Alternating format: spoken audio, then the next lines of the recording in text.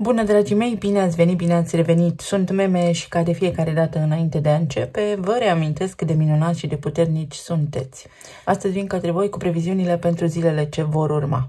Pentru mâine, pentru momentul din spațiu și din timp în care accesezi acest clip, pentru că informațiile de aici sunt atemporale. Și ca inspirație ne vor ajuta astăzi cheile genelor, numărul 9 și numărul 16. Sigur că și harta natală a momentului prezent, însă timpul, așa cum am spus, se comprimă și se dilată în funcție de emoțiile noastre. Vibrația lui 9 astăzi, care prin perspectiva cheilor genelor ne spune invincibilitate, determinare, hotărâre sau inerție. Și lucrează în parteneriat cu 16, care ne spune măiestrie, ne spune deopotrivă și versatilitate sau flexibilitate și indiferență. Și avem arcanele eremitul și turnul. Asta înseamnă în felul următor: cât timp stai în prezență, în viața ta, cu ceea ce ai tu de făcut, te uiți în interiorul tău, pentru că acolo sunt toate răspunsurile, în jurul tău nu se dărâmă nimic. Realitatea ta rămâne stabilă sau ți-o poți construi, ți-o poți face stabilă. Dar ne putem folosi de măiestria noastră, de puterea noastră, de chintesența noastră divină, să spunem așa, pentru că suntem invincibili. La nivel de energie nimic nu se pierde, totul se transformă și cu cât mai hotărâți suntem, cu cât mai specifici în ceea ce vrem și cu cât mai echilibrați, mai liniștiți, cu atât mai bine ne merge. Să rămânem pe poziție, așadar, cu minte foarte limpede. Și apropo de eremit, pentru că luna este în momentul acesta în tranzit prin Fecioară, face un aspect tensionat cu Jupiter din Gemeni. Un aspect tensionat pe semne mutabile.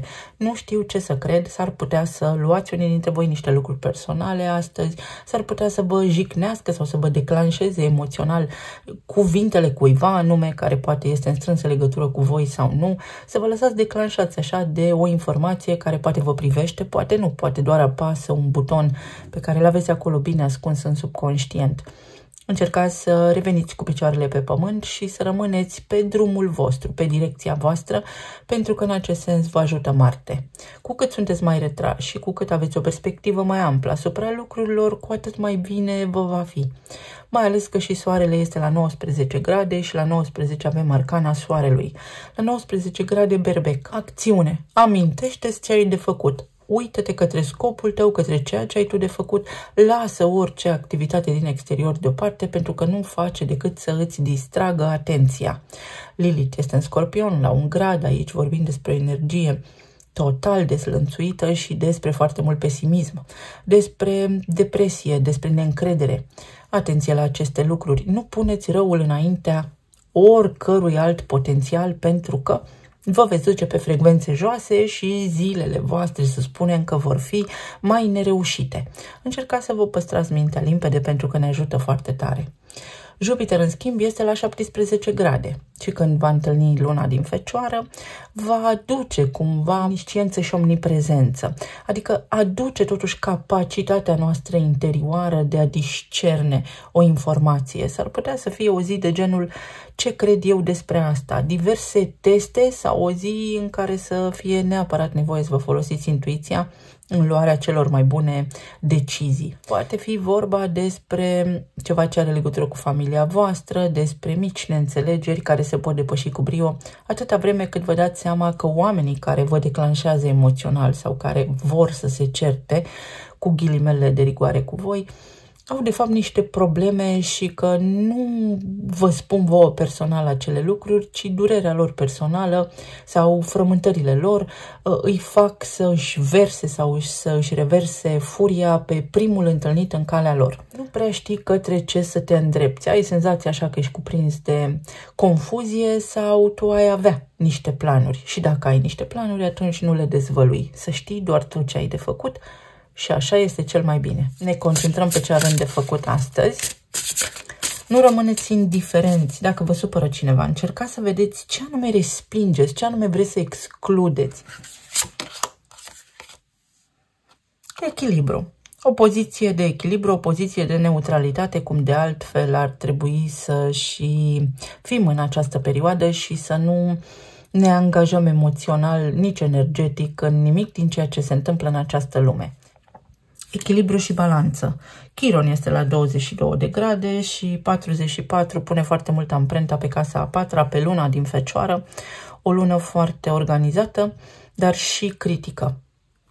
S-ar putea să te confrunți cu, să spunem, conversații mai critice astăzi, fie tu să fii ușor critic și ușor nervos, fie cei din jurul tău să încerce să te critique pe tine sau să spună ce au pe suflet, dar sub o formă care pe tine nu te aranjează foarte bine.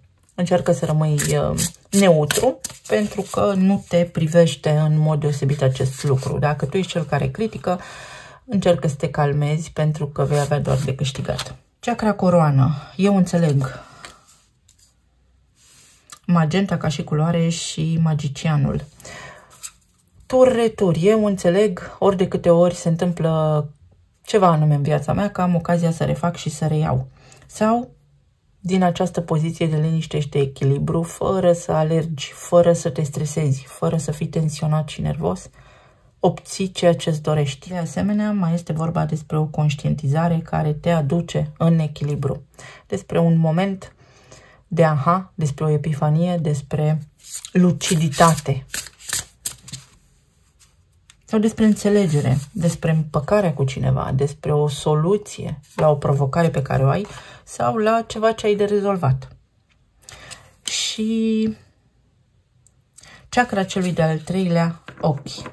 Poate fi pentru că Neptun este la 0 grade și Neptun, care înseamnă misticismul, uite că în berbec, Neptun în berbec înseamnă ori o identitate falsă, ori o propagare foarte puternică a confuziei asupra genului uman, iar curentul acela de amestecare de genuri să fie foarte puternic propagat în perioada ce urmează, în anumite zone din acest plan terestru, ori este vorba despre revenirea la normalitate, pentru că există doar masculin și feminin în această lume, așa cum au fost ele proiectate. Și sunt discuții în spate și cauze emoționale și multe alte lucruri care declanșează disonanța pe parcursul vieții. 27 din nou, acest număr 9, avem și înalta preoteasă, dar și faetonul. Avem aceste arcane majore care spun în felul următor: ai informații la îndemână, îți lipsește ceva. Nu acționa fără să cercetezi foarte bine sau fără să te asiguri că ceea ce spui este și corect. Și vorbim despre o vrăjitoare, dar ca și partenera magicianului, despre energia feminină, despre puterea de a manifesta. Un rezultat foarte bun, o reușită sau ceva se întâmplă de bine pentru tine astăzi, ceva ce nu-ți ieșea, uite că acum poți face. Ce lipsește de aici? Încrederea. Din culorile de pe această coroană, încrederea și claritatea. Nu mi este clar și nu am încredere, poate în ceea ce văd. Nu cred până nu văd, poate fi. Sau crede în intuiția ta, chiar dacă nu vezi concret un rezultat acum. Să vedem mai departe. Relații, plan material și emoțional.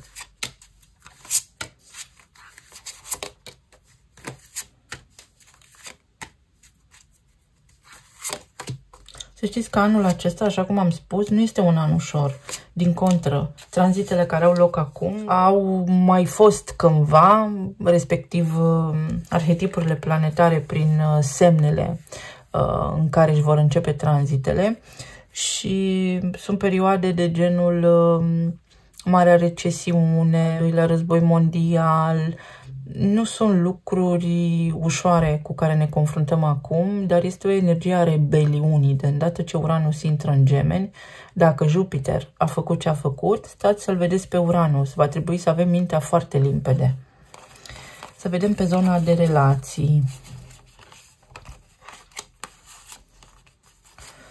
8 de spade, 5 de monede, pajul de bâte și uite eremitul. Trebuie să tragi singur o concluzie. Sau este o zi în care să te liniștești tu, pentru că orice îi spune, orice îi face, nu ai cum să schimbi o situație. Cei care sunteți în cupluri, încercați să rezolvați lucrurile cu o comunicare sau printr-o comunicare foarte clară, pentru că s-ar putea să fie o zi foarte agitată, oricum este o perioadă foarte agitată, foarte agitată, deloc liniștită, aș putea spune, în care, pentru că se întâmplă atâtea lucruri, mentalul colectiv este prăbușit. Nervozitatea este la maximum și tocmai de aceea vă recomand să aveți grijă de sistemul vostru nervos, să mergeți foarte mult, să faceți exerciții, să beți apă, să încercați să vă calmați ori de câte ori aveți ocazia, pentru că aici sunt grijile voastre, acel călcâi al lui Ahile care, uite, nu vă lasă să vedeți dincolo de situația în care vă regăsiți. Este o soluție sau este o conversație pe care o puteți avea pe parcursul acestor zile, mâine, poimâine, când accesați voi clipul. Poate fi o remediere, poate fi o soluție care nu vă place în totalitate, dar este o soluție, este ceva. Aveți cu ce lucra, aveți de unde începe. Pe de altă parte, aceste arcane spun în felul următor: mă simt singur. Posibil cei care sunteți singuri să vă simțiți singuri și aici trebuie să vă dați seama sau să încercați să comunicați cu oamenii din jurul vostru sau să încercați să vă hrăniți intelectul, mintea, cu lucruri care au la bază informație benefică. Să citiți o carte, să urmăriți o emisiune TV, dar care nu vă bulversează, să vedeți un film bun, să încercați să vă educați mintea, să vă țineți emoțiile și gândurile sub control. Găsiți o soluție la niște provocări financiare, poate fi o zi care aduce mici blocaje în acest sens sau provocări pentru aceia dintre voi care aveți copii. Poate fi ceva legat de sănătate, o restricție, în sensul că nu puteți să vă duceți la bun sfârșit responsabilitățile zilnice pentru că poate voștri copii sunt bolnavi, sunt răciți. Există aici ceva legat de gastroenterologie, de enteroviroză, de răceli, de tot ceea ce este viral. Știți bine, dacă ați uitat ce înseamnă viral, uitați-vă în pagina de comunitate, am explicat acolo cum stă treaba cu egregorul. Pare a fi și o deschidere a cuiva, este deschis la dialog, un om cu care vreți să vorbiți sau lucrurile se vor remedia de îndată ce vă calmați voi. Veți vedea că puteți vorbi, puteți stabili niște lucruri, puteți negocia niște lucruri. În principiu este o zi pentru liniște. V-am spus de la citirea pentru această săptămână, 10 de spade, pentru că trece. Este un pic de epuizare și de agitație și acea agitație s-ar putea să nu vă aparțină și să fie preluată din câmp. Cavalerul de cupe. O situație care se schimbă, pentru unii dintre voi este un pic de subiectivism. O așteptare care nu s-a împlinit, care s-ar putea să vă răscolească. Pot fi și niște amintiri care să vă răscolească astăzi sau pot ieși la suprafață în discuțiile zilnice pe care le aveți cu partenerii voștri de viață ceva cauze mai vechi, ceva conflicte mai vechi și atunci să se reactiveze și este bine să fim conștienți de asta, pentru că toată activitatea din preajma acestor două vibrații are legătură ori cu indiferența cuiva și cu supra-solicitarea celuilalt partener, ori este o perioadă în care vă simțiți voi puțin mai pesimiști și așteptați zile mai bune. Ideea este în felul următor: adaptați-vă. Dacă vă simțiți obosiți, odihniți-vă. Dacă cineva nu vorbește cu voi acum, nu contează. Mâncați ceva bun, citiți o carte, pentru că lucrurile se rezolvă. Sunt și tranzite, suntem și noi agitați și atunci lucrurile nu se pot întâmpla în asemenea energie. Pentru alții dintre voi este o veste bună care salvează o situație sau este o împlinire. Este o situație bună cu care vă confruntați. Sunt și niște vești. Este și o ofertă sau o conversație plăcută pe care o puteți avea. 6 de spade. Aveți o soluție, aveți o alternativă la îndemână, iar această carte vine tot pe energie mutabilă, de deplasare cumva. Nu prea știu destinația, dar știu că astăzi mă mulțumesc cu ceea ce am. Poate fi așa o zi de tranziție. Este și mijlocul săptămânii. Atenție că este ziua lui Mercur și Mercur în acest moment este încă în retrogradare, dar Mercur este guvernatorul Fecioarei, este și guvernatorul Gemenilor. Ambele sunt semne mutabile. Mă gândesc, mă răzgândesc, nu pot să iau o hotărâre, nu știu ce vreau de la viață sau nu înțeleg ce se întâmplă în jurul meu. Liniștiți-vă. Uite, situația se deblochează și se încheie exact cum ne-a apărut și în citirea pentru această săptămână. Ce chestie este și reiau fix aceleași cărți pentru cei care m-au urmărit ieri și cărțile au fost amestecate. Deci la baza pachetului situația se remediază. Spre sfârșit de săptămână lucrurile se remediază. Veți avea energie să faceți anumite lucruri, nu trebuie să demonstrăm nimănui că avem dreptate astăzi. Aici, pe de altă parte, poate fi și o persoană care a fost tăcută, care a fost așa inertă până acum, n-ați avut niciun răspuns, nicio veste de la această persoană și care în sfârșit începe să se miște. O persoană care începe să găsească o explicație, care începe să converseze cu voi, să vă spună ceva. Sau începe să se deschidă. 7 de monede. O zi de tranziție, o zi în care puteți face mai multe lucruri prin a fi adaptabil. Aceasta este o carte a Taurului și Taurul în acest moment îl are pe Uranus acolo. Dacă s-ar întâmpla niște lucruri în această perioadă, v-ați enerva. Așadar și prin urmare, cum am spus și ieri, mulțumiți-vă cu ce puteți face acum în acest moment prezent. Puteți face ceva bine. Nu puteți face ceva, este la fel de bine.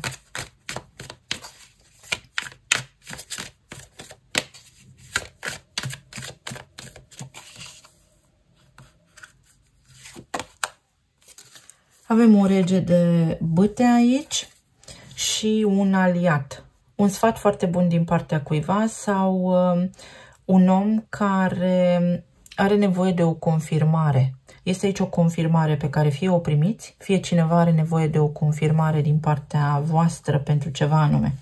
Sau voi vreți să vă convingeți dacă ceea ce simțiți acum este autentic sau nu. Este o energie complexă, să știți, este un an complex pentru toată lumea. Un an în care se triază puțin și relațiile. Îl avem și pe Pluton în Vărsător care ne învață să ne detașăm. Și autenticitatea, unicitatea, specialul din acel om este dat de atașamentul cu care îl privești sau de atașamentul pe care îl dezvolți față de acea persoană. Iar aici energia spune în felul următor. Ai puțină răbdare că lucrurile se rezolvă. Poate fi vorba despre provocarea cu care voi sau partenerul vostru de viață vă confruntați în această perioadă pentru un loc de muncă pe care îl veți găsi, un loc de muncă care vă va plăti facturile. Este o situație de moment, poate fi și o îngrijorare, poate unii dintre voi ați investit financiar în ceva lucruri anume și acest viitor destul de incert vă preocupă, lezne de înțeles, însă să știți că ne vom găsi toți drumul. Din punctul meu de vedere se vor crea comunități, se va face troc în caz de vreun dezastru economic foarte mare, oamenii vor supraviețui. Și dorința ta este pe punctul de a se împlini sau este posibilă. Ce vrei tu este posibil. Este posibil să îți găsești un nou loc de muncă, este posibil să stați de vorbă, este posibil ca o anume persoană să își revină, pentru că este foarte agitată, foarte pesimistă, poate unul dintre voi are o provocare de genul acesta astăzi, sau este posibil să plecați la un drum, este posibil să vă luați un concediu, este posibil să reglați la nivel financiar niște chestiuni apăsătoare. Este posibil inclusiv să vă găsiți un partener, mai ales dacă schimbați locul de muncă sau prin intermediul rutinei, prin intermediul activității voastre zilnice. Să vedem mai departe, pe zona planului material. Avem o regină de spade, împăratul, soarele, 6 de spade și spânzuratul. Foarte interesant și aici. Și anume, se petrec următoarele lucruri. Ați avut o cerere, ați avut un request, ați avut o dorință, ați avut o negociere și ați rămas cu ochii în soare, așteptând niște lucruri. Poate din partea șefului, poate din partea administratorului firmei, poate așteptați un răspuns la un interviu. Ideea este următoarea. Se va soluționa. Trebuie doar să vă adaptați în acest moment. Este o perioadă de adaptare. Ce ne spune energia acestei zile? Încearcă să vezi lumina de la capătul tunelului sau să faci un pas înapoi pentru a vedea pădurea de copaci.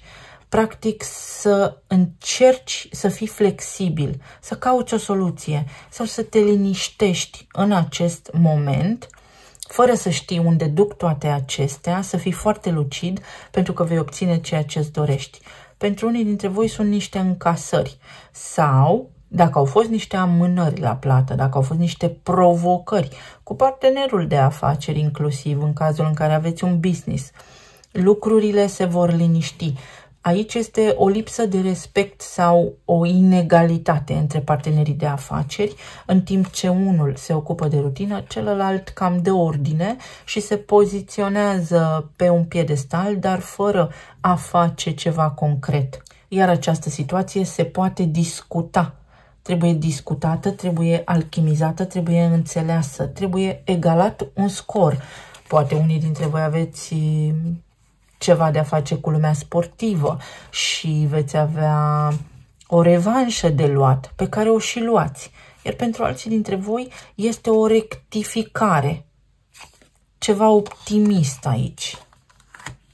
Având în vedere că îl avem pe Chiron la 22 de grade Berbec și Soarele la 19, poate fi ceva de genul decât deloc, mai bine așa. Acum, în acest moment, pentru că totul este foarte fluid și lucrurile se schimbă zilnic. 8 de cupe, cum ne-a apărut și în energia pentru această săptămână. Te vei îndepărta de ceea ce te apasă și vei găsi o soluție optimă, perfectă pentru tine. În zona planului financiar. Pentru niște negocieri, pentru o vânzare. Și uite și în altul preot care ne-a apărut și pentru energia săptămânală. O autoritate sau poate este o desprindere dintr-o afacere sau poate este un interviu pe care îl iei. Este un fel de energie de genul așteptarea ia sfârșit. Pentru că vei primi un răspuns oficial sau oficial vei ști ce ai de făcut, ieși oficial dintr-un blocaj. Este oficial. Este oficial, exact așa. O schimbare oficială. Se întâmplă ceva aici la locul vostru de muncă. Se întâmplă niște schimbări, dar niște schimbări care te avantajează. Unde aveai tu un stres, lucrurile se aranjează. Îți ies niște lucruri bune. La nivel emoțional, avem faetonul, 4 de cupe, 9 de bâte și 5 de bâte. La nivel emoțional este bine să nu pui la suflet nimic din ceea ce se întâmplă în jurul tău, pentru că ori ai parte de invidioși, ori ai parte de oameni care nu vor să-și facă treaba, ori în familia ta, ori la locul de muncă. Este ca și când ai obosit. Ai obosit, retrage-te. Relaxează-te. Mai simplu de atât, nici că se poate. Ai obosit, lasă totul așa cum este și mergi și ia o gură de aer proaspăt, relaxează-te, bucură-ți sufletul cu ceva ce îți este la îndemână. Pot fi provocări pe zona de coloană, sistem osos, dar atenție și la limfă, atenție și la răceli și la rinichi. Rinichii sunt un conflict de teritoriu. De ce te bagi tu în viața mea? Poate fi aici o conversație în care cineva se bagă în ceea ce aveți voi de făcut sau stă cu ochii pe voi, vă spune și vă tot repet așa, precum ciocănitoare audi niște lucruri. Retrăgeți-vă. Liniștea de foarte multe ori este un răspuns. Exact așa. Atenție la trafic. Poate fi agitat traficul pe zilele lui Marte și ale lui Mercur. Este haos în trafic. Justiția. Pentru că vei găsi o soluție și pentru că apare și rezolvarea la ceea ce te apasă. S-ar putea să ai migrene sau să te doară corpul, mușchii. Se va rezolva. Sau un pic de odihnă, depinde de cum te simți, depinde de ce afecțiune ai, te ajută. Și minte limpede. Ia-ți gândurile de acolo, de unde le-ai trimis, conștient sau inconștient, și pune-le pe ce te deranjează în corpul tău fizic. Gândește-te. Poți vizualiza organul, poți vizualiza corpul și poți să-ți imaginezi așa prin circuitul tău nervos cu mintea ta cum vindeci corpul și vei ameliora. Poate fi și o sentință pentru unii dintre voi sau se face dreptate într-o anumită privință. Poate ți se dă dreptate, poate ți se face dreptate, poate se încheie ceva anume, poate fi și un divorț, poate fi și o ceartă, poate fi o situație stresantă unde până acum te-ai chinuit foarte mult să obții ceva anume. 9 de bâte, pentru că acum știi, nu te mai doboară nimic. Nimic nu te doboară. Pajul de bâte. Prinzi încredere. Poate fi o provocare, așa cum am spus, cu ai voștri copii, poate fi un divorț, un partaj, tutelă, tot ce are legătură cu ai voștri copii, cu stabilirea domiciliului, devine oficial. Sau poate fi vorba despre o nouă poziție, un nou rol, despre faptul că în sfârșit ai obținut, după multă muncă, după efort depus, cu greu sau ușor, depinde de fiecare dintre voi, în sfârșit obții ceea ce ți-ai dorit. Este focul, o flacără, un semn, vezi un semn clar că te îndrepți către ceea ce trebuie. Să vedem ce ne spun și talismanele.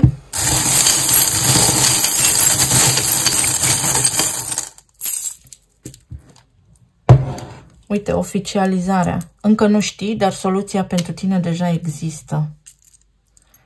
Să te calmezi, pentru că se încheie o situație, găsești răspunsul, vei vedea. Soluția este în permanență o soluție pentru orice provocare am avea. Poate fi oboseală și ai nevoie de concediu, chiar și de o zi de odihnă. Anxietatea, agitație, este agitație, uitați-vă bine în jur.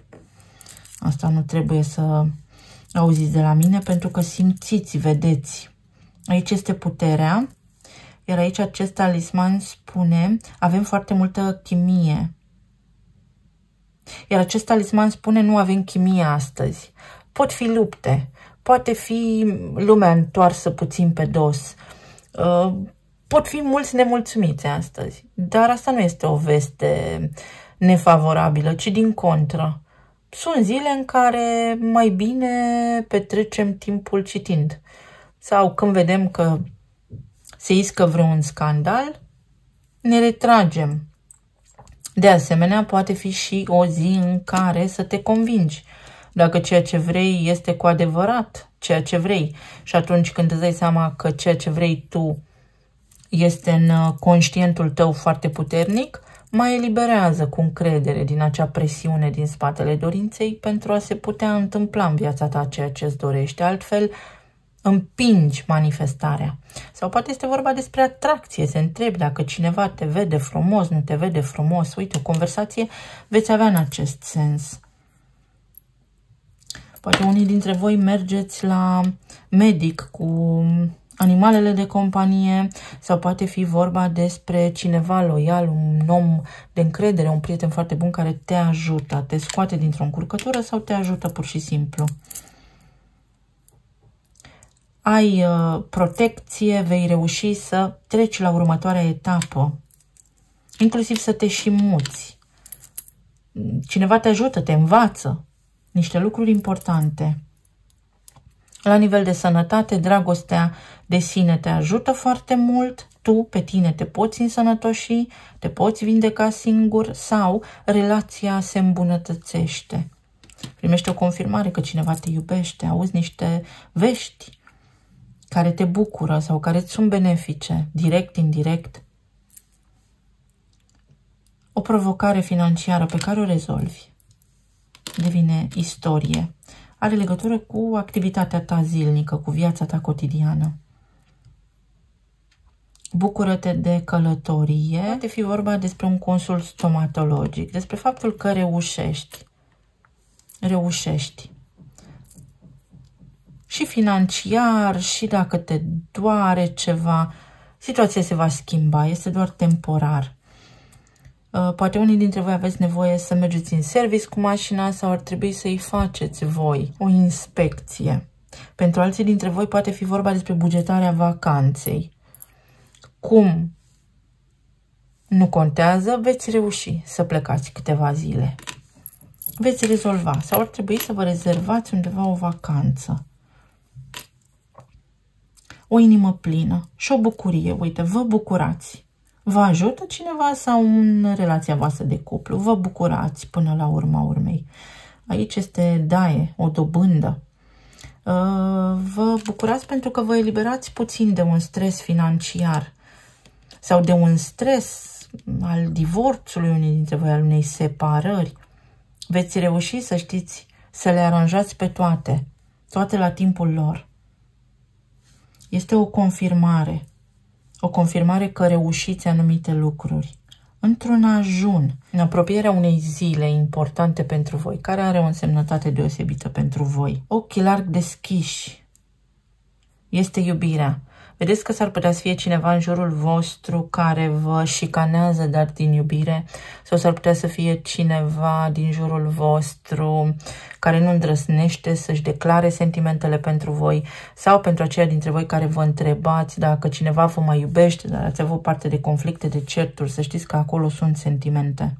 Și aici este un apus. Un apus. Se poate relua o situație, poate fi o revenire, poate fi o reluare a unei situații, dar cu alt nume și alt prenume. Este ca și când istoria se repetă, sub o formă sau alta, nu ad literam. Eu vă mulțumesc tuturor, vă doresc să aveți o zi minunată, să fiți bine, sănătoși și iubiți și ca de fiecare dată vă mulțumesc pentru că îmi sunteți alături. Cu mult optimism înainte, sper să reușesc să vin din nou alături de voi ori de câte ori am ocazia și posibilitatea. Să fiți bine! Pa, pa!